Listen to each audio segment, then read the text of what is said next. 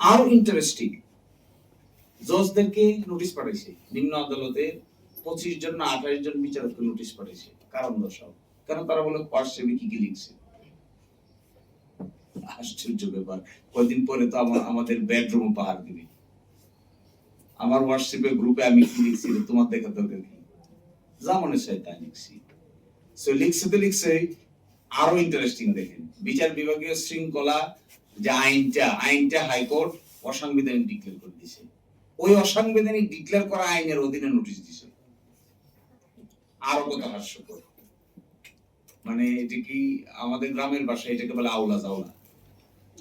তা আমি আমার ভাবনায় কেমন জানি সরকার একটা আওলা জাওলা, এই আওলা জাওলার পিছনে কি কারণ তা তো বোঝা বড় মুশকিল।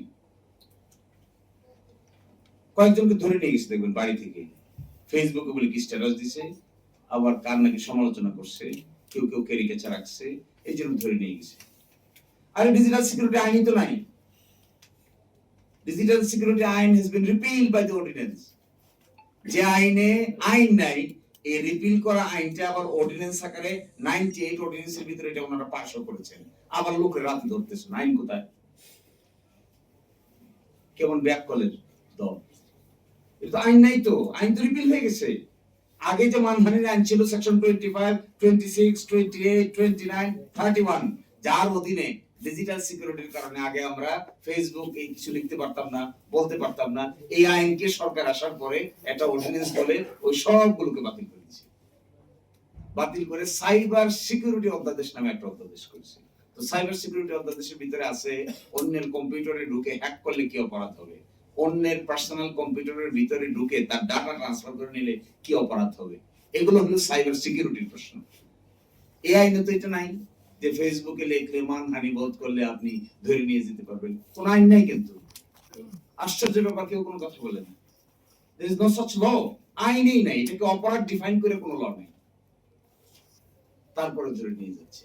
তো এগুলোতে আমি একটা জিনিস মনে করি, এই যে সভারেন পার্লামেন্টের ব্যাখ্যাটা দিচ্ছে 16 অ্যামেন্ডমেন্ট কেসে এই প্রশ্ন উঠছিল যে আমাদের পার্লামেন্ট সভারেন কি সভারেন না। আমাদের সুপ্রিম কোর্ট স্পষ্ট করে বলে দিয়েছে, এগুলো জেনে শুনে কি করে ব্যাখ্যা দেয় আমার ধারণা মনে হয় না জানি করে। আমাদের সুপ্রিম কোর্ট স্পষ্ট করে বলে দিয়েছে only the people are sovereign and only the constitution is supreme. All other organs including the parliament are not the sovereign. আরো সুপ্রিম কোর্ট স্পষ্ট করে বলে দিয়েছে under our constitutional dispensation it is the constitution and not the parliament which is supreme. তারপরে ঘোষণা দিচ্ছে we are sovereign parliament বলে যা ইচ্ছে তাই করছে। আমার মনে হয় ইল অ্যাডভাইস, আইনের ভাষায় বললে দিস ইজ ইল অ্যাডভাইস।